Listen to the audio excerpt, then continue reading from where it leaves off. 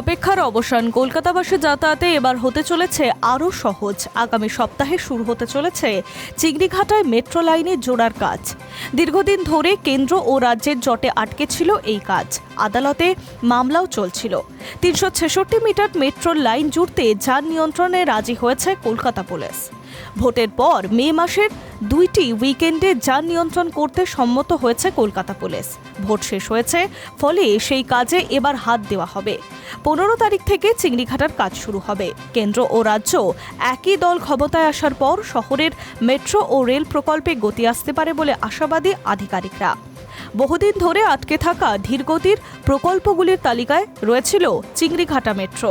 আগের সরকারের সঙ্গে সমন্বয়ের অভাবে কলকাতা মেট্রো সম্প্রসারণের প্রধান বাধা ছিল বলে জানান রেলমন্ত্রী অশ্বিনী বৈষ্ণব। বিশেষ করে অরেঞ্জ লাইনের চিংড়িঘাটার অংশে জমি ও কাজের সমস্যা এবার মিটতে পারে। 15 থেকে 18 মে, 22 থেকে 24 মে যান নিয়ন্ত্রণ করে চিংড়িঘাটায় চলবে লাইন জোড়ার কাজ।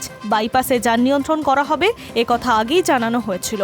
তবে পুলিশের তরফ থেকে পাওয়া যাচ্ছিল না নিয়ন্ত্রণের অনুমতি। বাইপাস এমন একটা রাস্তা যেখানে সারা বছর যানবাহনের চাপ থাকে। সেই কারণেই এই রাস্তায় যান নিয়ন্ত্রণ করা কঠিন হবে বলে জানিয়েছিল কলকাতা পুলিশ। তবে হাইকোর্টে সরকারকে ভৎসনা করার পর কাজ শুরু করার উদ্যোগ নেওয়া হয়েছিল।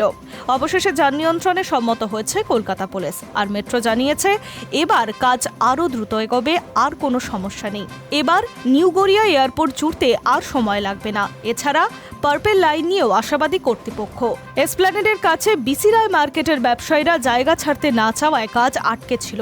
এখন সমস্যার সমাধান হলে এই লাইনে বেহালার মানুষদের জন্য বড় সুবিধা হবে। বর্তমানে জোকা থেকে মাঝেরহাট পর্যন্ত এই লাইন চালু। ইয়েলো লাইন প্রকল্পে নতুন করে গতি পেতে পারে। মাইকেল নগর পর্যন্ত কাজ এগোচ্ছে, আর বারাসাত পর্যন্ত ভূগর্ভস্থ সম্প্রসারণের প্রস্তাব রয়েছে। আর কয়েকটি প্রকল্প যেগুলির অর্থাভাবে আটকে ছিল, সেগুলিও এখন গতি পাবে। Hi News network.